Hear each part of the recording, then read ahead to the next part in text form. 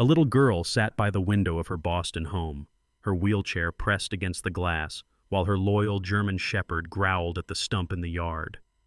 With tears streaming down her face, she whispered into the phone, "Dad's under the tree." At first, no one believed her, but what the police uncovered beneath the soil would shatter every doubt and reveal a truth no one saw coming. What followed is a story of courage, faith, and the miracle of second chances. Before we begin, tell me where you're watching from. Drop your country in the comments so we can see how far this story travels. And if you believe even the smallest voice can save a life, hit that subscribe button, because what you're about to hear may change the way you see the world. Boston in late January wore a heavy coat of gray skies and brittle winds that sliced through the old brick neighborhoods. Snow had fallen the night before, only to be beaten into slush by the passing of tires and boots. The Carter House, a modest two-story structure tucked behind a narrow picket fence, seemed older than the city itself, its porch boards warped and its paint faded by years of New England storms. On that particular afternoon, the wind rattled the wooden wind chime that hung from the eaves, a sound that normally carried comfort for 7-year-old Emily Carter, but now struck her with unease. Emily sat by the window, her wheelchair pulled close to the glass. She was a fragile girl with a small frame, thin arms, and dark brown hair that fell limp across her shoulders. Her skin carried the pale softness of someone who rarely ventured outdoors in winter, and her hazel eyes were wide with both innocence and a sharpness that came from having to notice the details others often ignored. Born with a spinal condition after a car accident that also claimed her mother's life, Emily had grown used to the hum of medical equipment, the ache of therapy, and the gentle but heavy silence of adults who often didn't know what to say to a child who had already lost too much. Despite this, she was sensitive and perceptive, clinging to memory as fiercely as others clung to faith. Beside her rested Duke, a 6-year-old German shepherd with the strong build of a soldier and the eyes of an old philosopher. His coat was black and tan, thick and well kept despite the cold season, and his ears stood upright like sentinels ready for command. Once a K9 service dog, Duke bore the quiet discipline of training but carried an undercurrent of protectiveness that went beyond duty. His amber eyes reflected a strange mix of warmth and intensity, often locking on shadows or sounds before humans noticed them. Duke had been retired from the force after an injury to his left hind leg, a limp so faint it was nearly invisible now, but the instinct to guard, to protect, to act remained carved into his very bones. To Emily, Duke was not only a companion but also a shield, an animal who sensed the tremors of her emotions as clearly as the vibrations of the ground beneath his paws. The backyard of the Carter house once held a towering maple tree, a fixture of memory that shaded birthday parties, caught kites in its branches, and wore blue ribbons tied by Emily's late mother. But that very morning, the tree had been cut down, leaving behind a stump that oozed sap like tears frozen in the cold air. To most, it was nothing more than a tree removed for safety, but for Emily, it was as if a chapter of her life had been sliced clean and abandoned. She stared at the stump, her fingers pressed against the cold window pane, when she noticed something odd. A black trash bag lay at the base, its surface sinking and swelling unevenly. At first she thought the wind might be teasing it, but then she froze as a faint sound seeped through the glass, something between a muffled thud and the strained whisper of breath. Her heart clenched, her throat tightened, and she felt as though the earth itself had spoken. "Dad?" she whispered, her voice no more than a crack in the stillness. Duke's ears shot forward, his body stiffening as a low growl rumbled from his chest. He padded to the door, nose pressed against the crack, hackles raised as though confirming what Emily had sensed. Emily's small hands gripped the armrest of her wheelchair until her knuckles turned white. She rolled herself toward the door, each push of the wheels flattening the carpet fibers into faint tracks. When she reached the threshold, the bag's movement stopped, and for a moment the world held its breath. Then came another sound, 3 dull knocks from the earth, deliberate and fragile like a heartbeat fading. Emily burst into tears. "Help!" she cried, her voice trembling. "Somebody help, my dad is under the tree." The words echoed through the hallway, bouncing off the faded photographs on the wall, each one of her father holding her as a toddler, or her mother smiling with the ribbon-tied tree in the background. The gate to the left creaked open, and Grace Miller hurried across her own lawn. Grace was a woman of 65, her silver hair cut short in practical fashion, her hands roughened by decades of gardening, always carrying the earthy scent of soil. She was not tall, slightly stooped from arthritis, but she moved with determination, her pruning shears still in her gloved hand, as if she had abandoned her roses mid-trim. Grace had lived alone for many years after her husband's passing, filling her time with tending plants and offering a watchful eye over the children on the street. Though her life had grown quieter with age, her spirit was resilient, sharpened by grief but softened by compassion. "Sweetheart, what's wrong?" Grace asked, slightly out of breath as she stepped onto Emily's porch. Her eyes followed the girl's trembling finger pointing toward the stump. She frowned, cautious but not dismissive.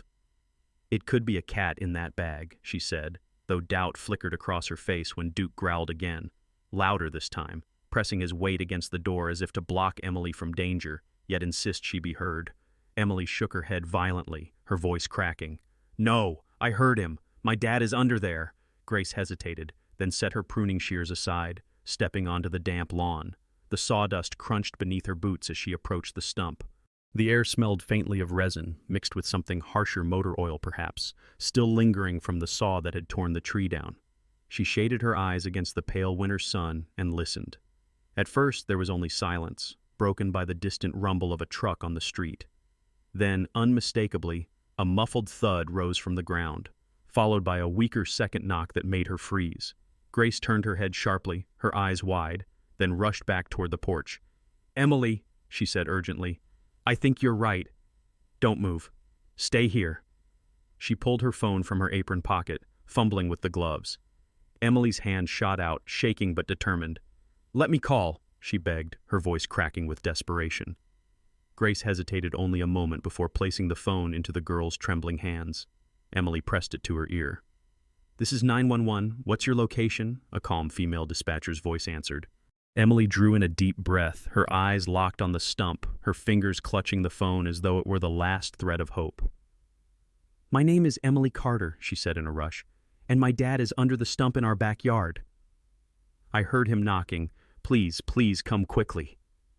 The dispatcher's tone softened, assuring Emily she had done the right thing. She asked if an adult was nearby, and Grace leaned into the speaker, saying firmly, "This is Grace Miller, the neighbor." "I hear it too. The soil is freshly turned. Please send someone right away." The dispatcher instructed them not to touch anything and to stay on the line, promising units were on the way. Emily set the phone on her lap like a speaker and clutched her teddy bear, Maple, placing it on the sill like a tiny guard. Duke circled near the door, his body tense, his eyes fixed on the stump as if he could see through the layers of earth. Grace pressed her ear to the ground, hearing what Emily had already believed. Faint breaths, fragile and uneven, seeping through the soil like secrets struggling to survive. The wind rattled the wooden chime again, and in that haunting sound Emily felt both fear and determination. She had been told too many times to stop imagining things, to stop clinging to the impossible, but this time she knew she was not wrong. Her father was out there, beneath the earth, and she would not let the world dismiss her again. And so, with the winter wind biting at the windows and the city of Boston rushing blindly beyond their quiet street, a child, her dog, and her neighbor bent their lives around the fragile thread of a sound from below, waiting for the sirens that would decide if the plea in the soil was answered in time. The wail of sirens began faintly, carried on the icy Boston wind, like a promise threading its way through the narrow streets. Emily held the phone tightly on her lap, her small chest rising and falling with shallow breaths. Duke stood rigid at her side, his nose pressed against the doorframe, growling low and steady, the vibration running through his powerful chest like thunder waiting to break. Grace remained crouched near the stump, one hand pressed flat against the sawdust-ringed earth, her silver hair blowing into her lined face, her expression torn between dread and determination. The dispatcher's voice was steady in Emily's lap. "Units are close. Stay calm. Can you still hear anything?" Emily's hazel eyes flicked to Grace.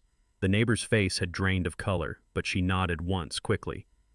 "Yes," Grace answered into the phone. "There are faint breaths. The soil is soft here, not compacted. Someone's down there." The gate latch squealed again, and Officer Matthew O'Connor stepped into the yard. He was in his late 30s, tall and broad-shouldered, his police jacket dark against the gray sky, a radio clipped firmly at his shoulder.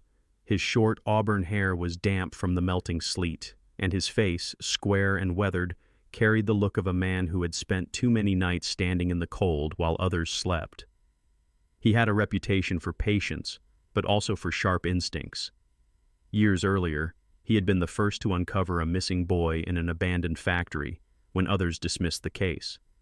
That memory had carved into him a refusal to ignore children's voices, no matter how improbable they seemed. "Show me," he said simply, lowering himself to Emily's eye level. His tone was calm, meant for her alone. She pointed, her finger trembling toward the stump. Duke barked once, sharp and loud, as if adding his own testimony. Matthew followed the line of her finger and strode to the stump, crouching to examine the ground. Two other officers entered behind him. One was Officer David Rourke, a stocky man in his 40s with salt and pepper stubble and kind eyes, known among the precinct for his gentle manner with children despite his gruff appearance. The other was Officer Carla Mendez, younger, mid-20s, her dark curls tucked under a knit cap, her posture tight with the eagerness of someone new to the field, still proving herself in the eyes of veterans. She had grown up in Dorchester, the daughter of immigrants who taught her that silence in the face of injustice was its own kind of betrayal. Matthew pressed his gloved hand into the sawdust, then drew a slender probe from his kit. He tapped gently at several points, the sound hollow at certain spots, solid at others. He marked 2 areas with chalk, his eyes narrowing.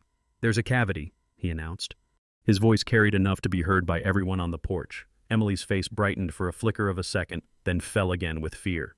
Duke suddenly bounded forward, nose low to the ground. He sniffed along a faint pair of tracks in the grass leading from the porch to the stump, his paws flattening the blades as he followed the invisible story etched there. He barked twice, sharply, circling back to the shed at the far end of the yard. The shed's lock gleamed new against its weather-beaten boards, out of place like a secret trying too hard to hide. Officer Mendez followed, her boots crunching softly in the frost. She crouched, brushed her gloved fingers along the padlock, and frowned. "Brand new," she muttered, "and it smells like fuel in there." Grace lifted her head, calling out, "I saw lights last night around midnight." Thought maybe it was just Evelyn cleaning. Evelyn Moore, Thomas's second wife and Emily's stepmother, was not home at the moment, supposedly at work. Grace's mouth twisted as she added quietly, "But now I'm not so sure." Matthew didn't comment. He turned back toward Emily. "You did well, Emily," he said firmly. "We're going to act fast, but safe." "Can you stay inside with your neighbor for me?" Emily shook her head violently, gripping the armrest of her wheelchair. "I need to stay here," she insisted, her voice raw. Duke pressed his body against her side as though agreeing. Matthew weighed the determination in her eyes before nodding slightly. "Then Duke stays with you." "He'll keep watch." The officers set up a yellow perimeter tape around the stump. A generator hummed to life, floodlights snapped on, and shadows of men and tools stretched across the lawn. Officer Rourke used a soft brush to clear away layers of sawdust, while Mendez documented every detail with her camera. Matthew knelt again, sliding the probe deeper until it struck something rigid. He paused, then tilted his wrist, listening as the tip scraped faintly against plywood. He looked up, his eyes catching Grace's for a brief, sober moment. "There's someone under here," Emily gasped. Duke barked once more, loud enough to echo across the neighborhood. The sound made neighbors emerge from their doors, drawn by curiosity, worry, and the streak of blue and red lights washing across the street. A man in a flannel jacket. Mr. Collins, the neighbor from across the fence, shut off his lawnmower and stepped toward the tape, confusion etched on his face. His wife pulled their daughter, a 6th grader with wide eyes, back into the house, whispering that it wasn't safe. Matthew raised his hand for silence. "We need it quiet," he instructed. Even the hum of nearby machinery seemed too loud when straining for fragile sounds beneath the soil. Emily leaned forward, clutching Maple the teddy bear so tight the seams groaned. "Dad," she whispered, "knock one more time, please." But the silence that answered was unbearable. Officer Rourke adjusted his stance, kneeling low, pressing his ear close to the stump. For a long moment there was nothing. Then a faint scrape, like metal brushing wood. He jerked back, eyes wide, and met Matthew's gaze. "He's alive." The urgency snapped into motion. "Dig now, but carefully," Matthew ordered. Shovels sliced the ground, but only in thin layers, every inch photographed before removal. Mendez knelt at the shed again, photographing the muddy streak leading from its door to the stump, a strap dangling loose as though someone had hurried. Grace stood near Emily, one hand resting gently on the girl's shoulder, her eyes flicking to the house where Evelyn's curtains still hung perfectly straight, untouched. As soil lifted, the faint smell of damp wood and glue rose. Duke whined low, pacing along the tape, then crouched close to Emily's chair, his muzzle pressed against her arm as if to anchor her. The child whispered into his fur, words no one else could hear, but her tears told their story. A thin glimmer of plastic appeared in the soil, a narrow tube about the width of a finger. Matthew slid 2 gloved fingers over the opening. Warm, damp air exhaled against his skin. "Air tube," he said sharply. Relief and urgency rippled together through the team. "Brace the sides. Prepare stretcher." Oxygen ready. Floodlights brightened the yard until every detail was visible. The bent grass, the sawdust ring, the neighbors' stunned faces pressed to their windows. Grace muttered a prayer under her breath. Emily stared unblinking at the ground, whispering, "Hold on, Daddy." Duke's steady presence beside her seemed to answer, his body vibrating with restrained energy, waiting for the moment he could spring forward to greet the man below. The night, once still and eerie, now crackled with the charge of hope fighting against time. Underneath, someone's breath fought to be heard. Above, a little girl, her dog, and a circle of determined neighbors and officers refused to let it go silent. And as the first corner of plywood was exposed, the wind chime on the porch struck hard and fast, as if ringing in an urgent truth. This was no longer just a suspicion, but the beginning of a rescue. The floodlights threw long white beams across the yard, turning the freshly dug ground into a stage where every motion felt magnified. Emily sat frozen in her wheelchair, Maple clutched tight to her chest, Duke pressed firmly against her leg like a sentinel. Grace stood slightly behind her, one hand resting protectively on the child's shoulder. The officers worked in quiet rhythm, the scrape of shovels and brushes replacing the wail of sirens that had now faded into the distance. The whole neighborhood seemed to hold its breath. Matthew O'Connor crouched close to the exposed plywood, his gloved fingers running along the grain. "Slow," he instructed. "We need to lift it without collapsing." His voice was steady, though his eyes betrayed urgency. Officer Rourke positioned a crowbar at one edge, while Mendez adjusted the floodlight to reduce glare. The plywood creaked as it shifted slightly, releasing a wave of damp, acrid air that carried the scent of adhesive and confinement. Duke barked sharply, as if to warn them not to delay. Emily whispered through clenched teeth, "Dad, please, just one more sound." For a heartbeat, there was silence. Then, faint and muffled, came the rasp of breath from below. The officers froze, reassured. "Confirmed," Matthew said firmly. "We've got a live body." He grabbed his radio. "Request EMS to stand by at the gate.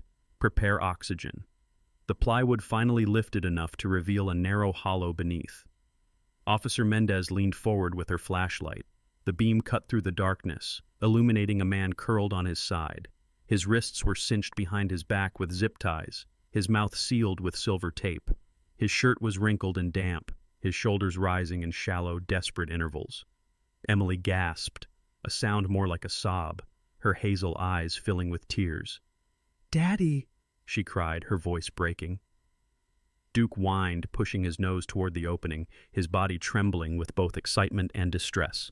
Matthew lowered himself carefully, sliding into the narrow space as though squeezing through a doorway meant for no adult. The smell of glue and sweat was overwhelming, but he pressed forward, his hand cupping the man's jaw. "Mr. Carter? Can you hear me? I'm Officer O'Connor. You're safe." He pulled a small cutter from his pocket, slicing the tape carefully down the center of Thomas's mouth. The man's lips parted, a rasping gasp escaping. Thomas Carter was in his early 40s, a man with a rugged build that had withered after days underground. His dark hair was matted to his forehead, his skin pale, lips cracked and blue-tinged. Once known among his colleagues as reliable and calm, years of struggle after his wife's death had worn him thin. But his eyes, though barely open, flickered alive at the sound of his daughter's voice above. Matthew cut the zip ties, gently pulling Thomas's arms forward. He checked the pulse weak, but steady, and signaled upward. "Oxygen, stretcher now." stretcher. Two paramedics recently arrived moved in. One was Jacob Lin, a tall man of Asian descent with neatly combed black hair and rimless glasses, known for his meticulous approach in the field. His calm voice often steadied frantic scenes, the result of losing his own brother in a fire years earlier, a tragedy that had driven him to emergency medicine.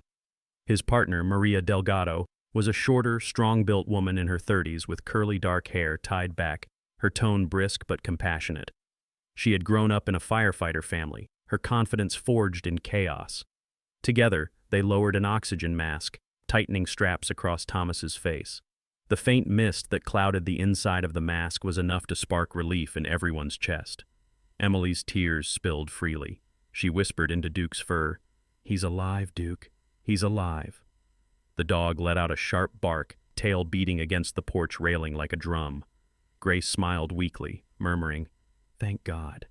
The stretcher descended carefully, rope sliding along gloved palms. Matthew guided Thomas's limp body onto it, checking that the neck was supported and straps secure.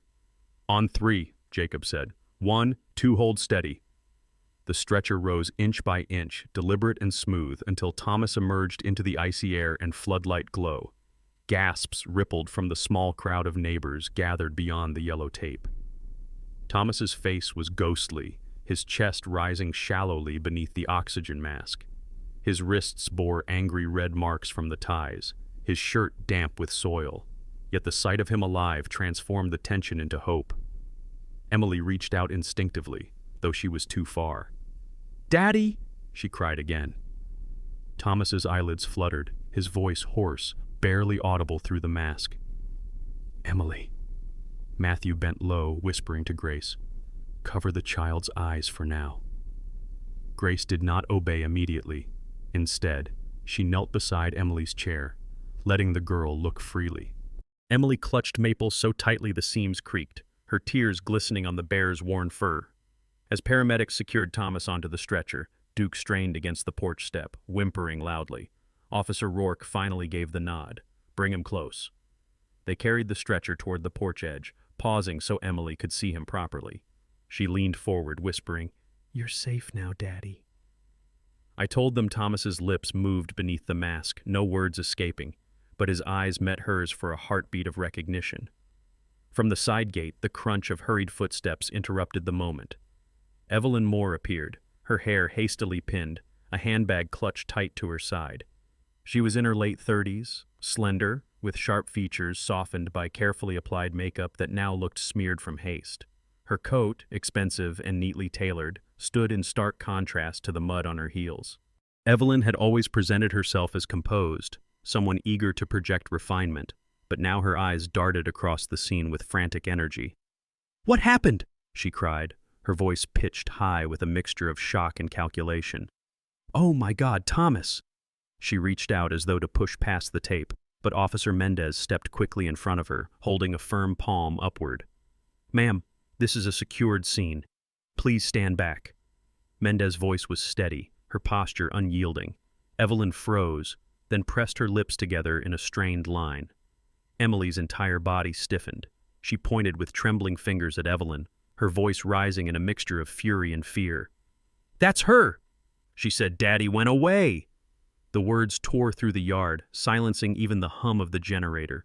Grace's eyes widened, her hand tightening on Emily's shoulder. Duke exploded into a bark, teeth bared, his entire frame rigid with defense. Evelyn raised her chin, forcing composure back into her voice. "She's just confused," she said quickly. "She doesn't understand. I was working late. I came home to—" Her words faltered under Matthew's piercing gaze. His notepad was already open, pen poised.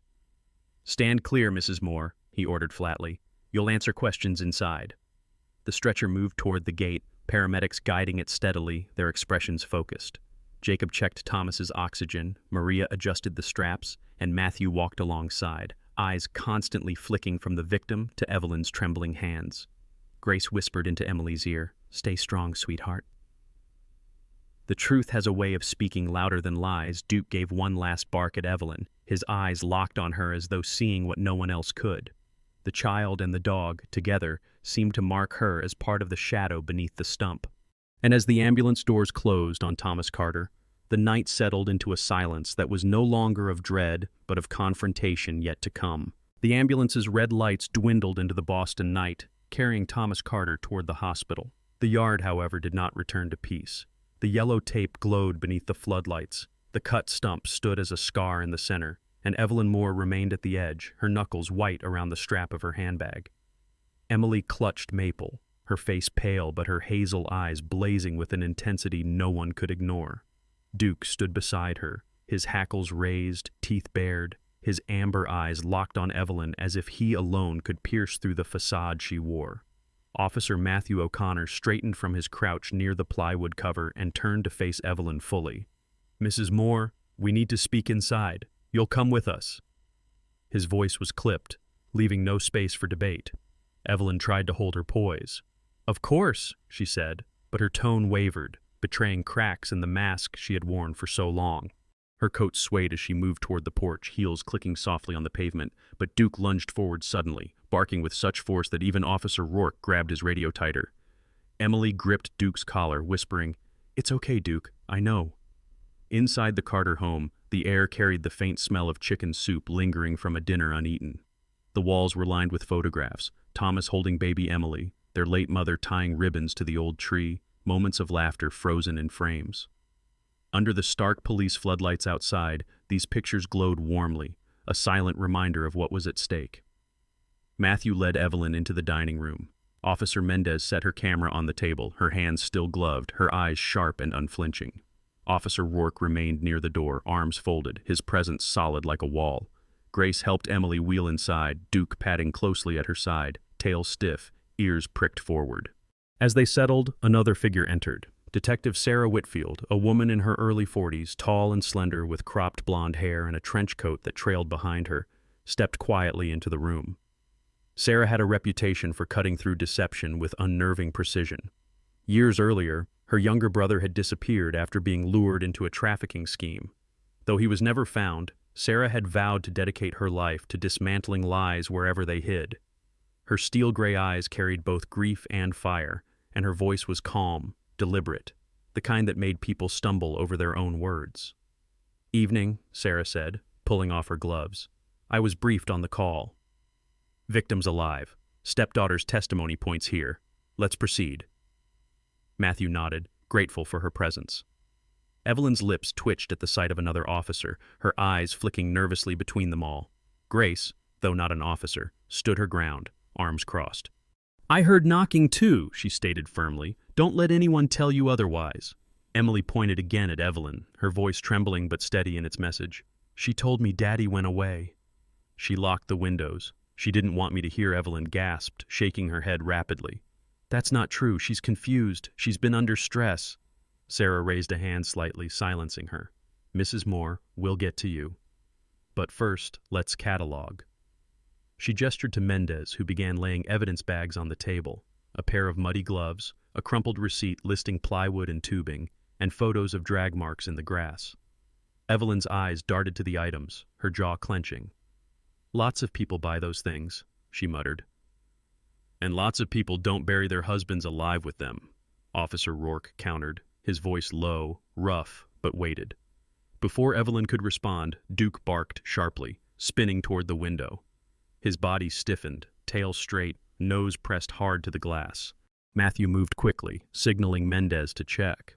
She flicked her flashlight toward the side alley. A man lingered near the neighbor's fence, a baseball cap pulled low. When the light hit him, he darted away. Matthew cursed under his breath, rushing for the door. Officer Rourke followed, his heavy boots pounding the porch steps. They chased into the alley, but returned minutes later with a grim expression.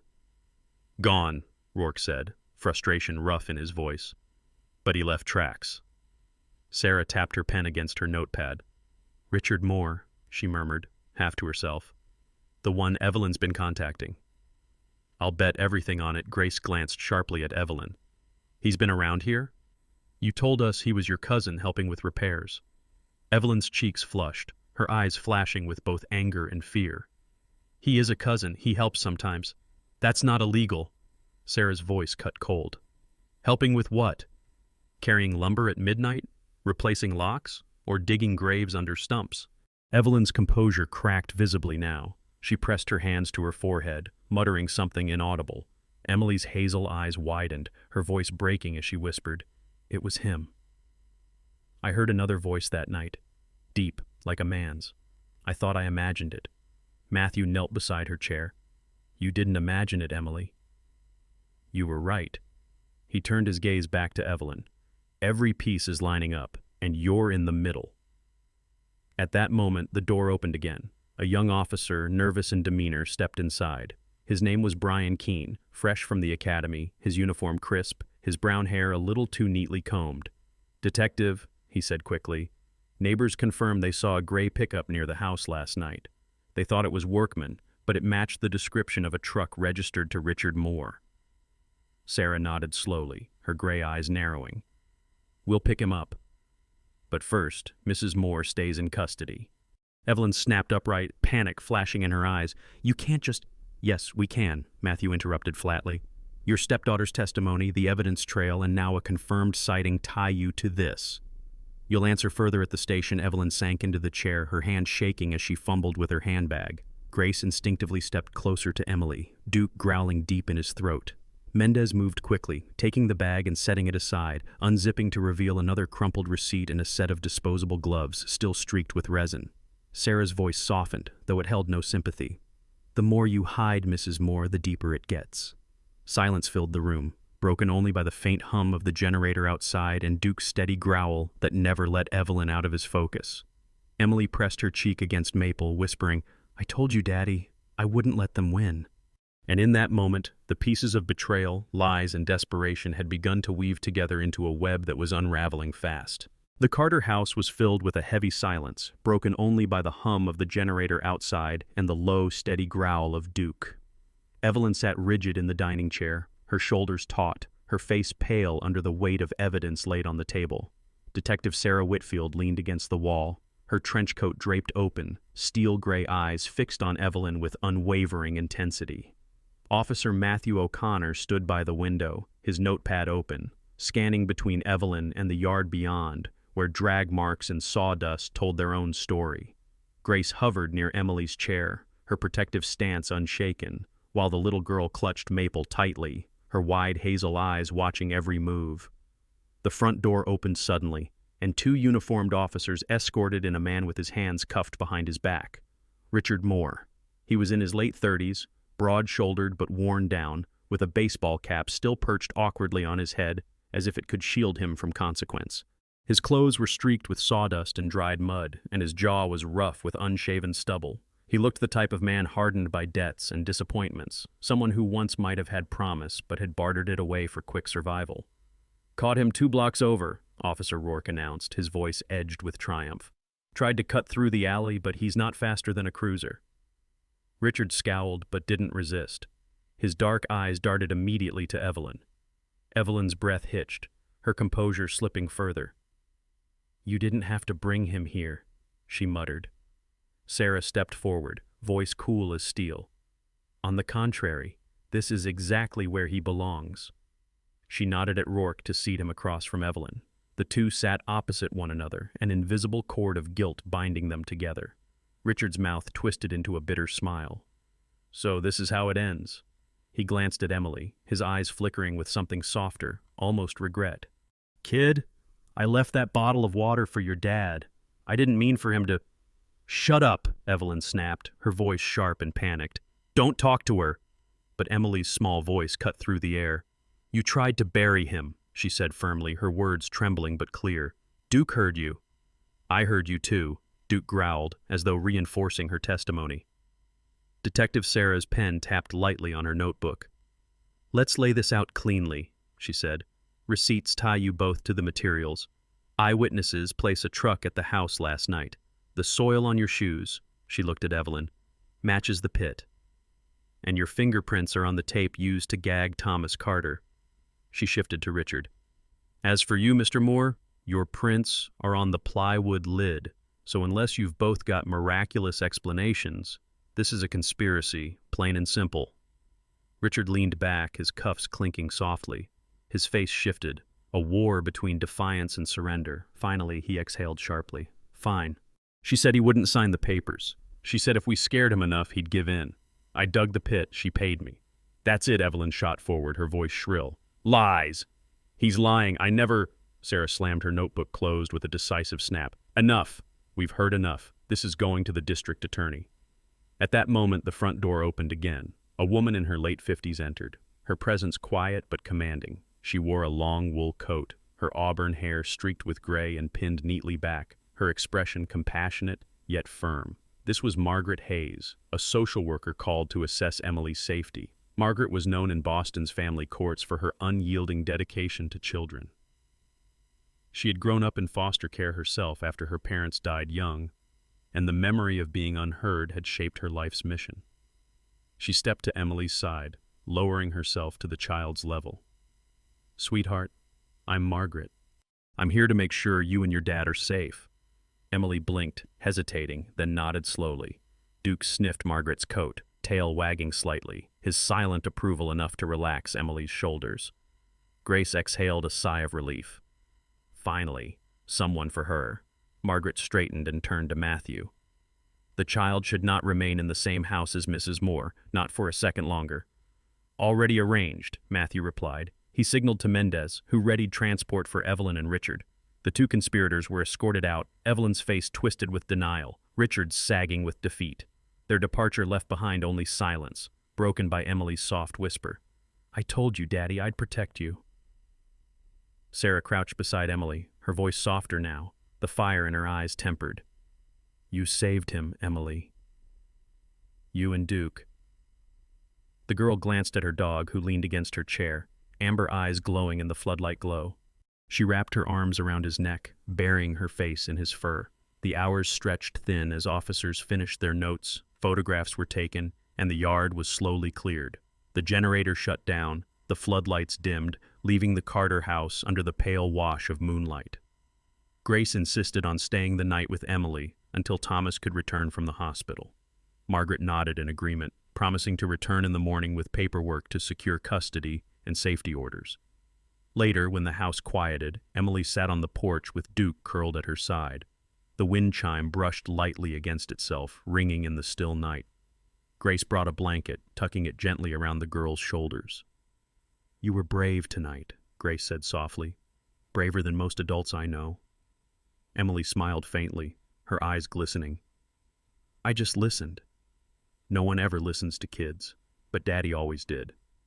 So I had to… Duke pressed his muzzle into her lap as if to say he understood. From the hospital, a call came in near midnight. Thomas was awake, weak but stable, and asking for his daughter.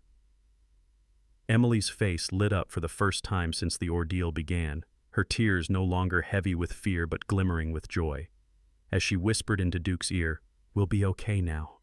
The night seemed to loosen its grip on the house. The stump in the yard still stood as a scar, but the promise of renewal was already alive. Tomorrow, neighbors would bring tools, Grace would bring a sapling, and together they would rebuild what was nearly lost. And in that moment, with Duke standing guard and the city lights glowing faintly on the horizon, the story of fear and betrayal turned firmly toward hope. In the end, Emily's courage and Duke's loyalty remind us of something greater than ourselves. It was not only the sound of faint knocking beneath the earth that saved a father's life, but also the miracle of faith, the belief that even the smallest voice is heard by God when the world seems deaf.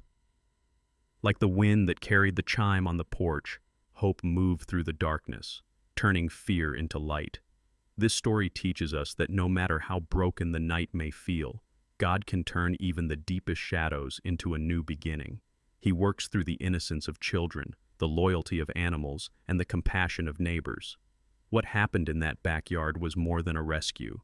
It was a reminder that miracles are not always thunderous. Sometimes they are as quiet as a child's whisper or a dog's bark, yet they carry the power of heaven itself. As we return to our daily lives, let us remember, listen to the small voices around us, protect the weak, and never dismiss the signs God places before us. Miracles are real, and they are often waiting for us to believe. If this story touched your heart, please share it with someone who needs hope today. Leave a comment with your thoughts, and if you feel God's presence in this message, type Amen below. Subscribe to the channel to hear more stories that remind us of faith, love, and second chances. May the Lord bless you and your family, and may His hand guide you through every trial you face.